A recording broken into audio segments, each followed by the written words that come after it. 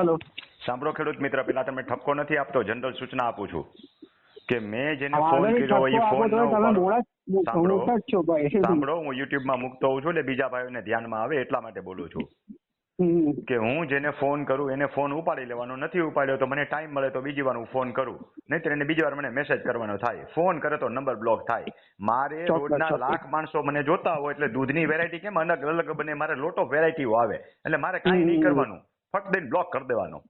ના ના બરાબર જે નિયમ ભંગ કરે. બોલો, હાલો હવે તમારે શું પૂછવાનું થાય? એ પેલું બધું મોકલ્યું હતું ને એટલે મેં કહ્યું એનું શું થાય એવું છે એમ હવે. એમાં પહેલા લાંબો કેસ છે, રૂબરૂ મળ્યા વગર હું ફોનમાં ટૂંકી માહિતીમાં કાંઈ ન કહી શકું. સામાન્ય પ્રશ્ન હોય ને તો ટૂંકી માહિતીથી જવાબ આપી શકાય, છતાંય તમારે સ્પેસિફાઈડ કાંઈ પ્રશ્ન પૂછવો હોય તો પૂછી નાખો. બાકી આખા કેસના સંદર્ભમાં તો રૂબરૂ મળવું પડે. તમારે સ્પેશિયલ મને કાંઈ વિગત પૂછવી હોય, એક જવાબ પૂછવો હોય તો પૂછી લ્યો. હવે એમાં પેલા એવું લખ્યું છે, પેલા જે પ્રાંત અધિકારી એવું કહ્યું છે કે ભાઈ ટુકડા ધારાની અંતર્ગત કાર્યવાહી કરવા માટે એવું કે તમે ખરીદા પછી વાહે ટુકડો વધે છે, તમે ભલે આખી ખરીદી, એટલે એમાં તમારો ફોલ્ટ છે. ખરીદતી વખતે તમારે જોવું જોઈએ કે નોંધ નામંજૂર થાય. એ મને જ્ઞાન નતું ને ભાઈ, એવું તકલીફ છે. જ્ઞાન નથી. જો કાયદો કાયદાનું કામ કરે.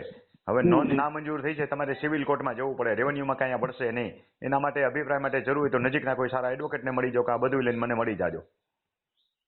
અને એ મામલતદાર શું કરી શકે હવે આપણને એમાં કાર્યવાહી કશું ન કરી શકે. મામલતદારથી ગોલ પ્રાંતમાં બી ગયો, હવે પ્રાંતે કશું ન કરી શકે, હુકમ આપી દીધા પછી હવે કલેક્ટર ઉપર SSRD રહીએ પણ એ ટ્રેક ઉપર ન જવાય.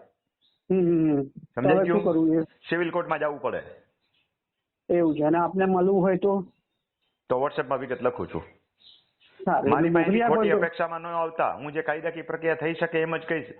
બીજાની ઘોડે હાલો થઈ જશે ને અપીલ કરશું તો મંજૂર થઈ જાય, મેજિસ્ટ્રેટે આપણે ધ્યાન ન દીધું, સામે વાળા પૈસા ખવડાવી દીધા, હાલો પાછા અપીલમાં જઈએ, એવા ખોટી સલાહ હું આપતો નથી. સત્ય સાંભળવાની તૈયારી સાથે આવજો. હા, લખું છું વોટ્સએપમાં. હા, ચાલો.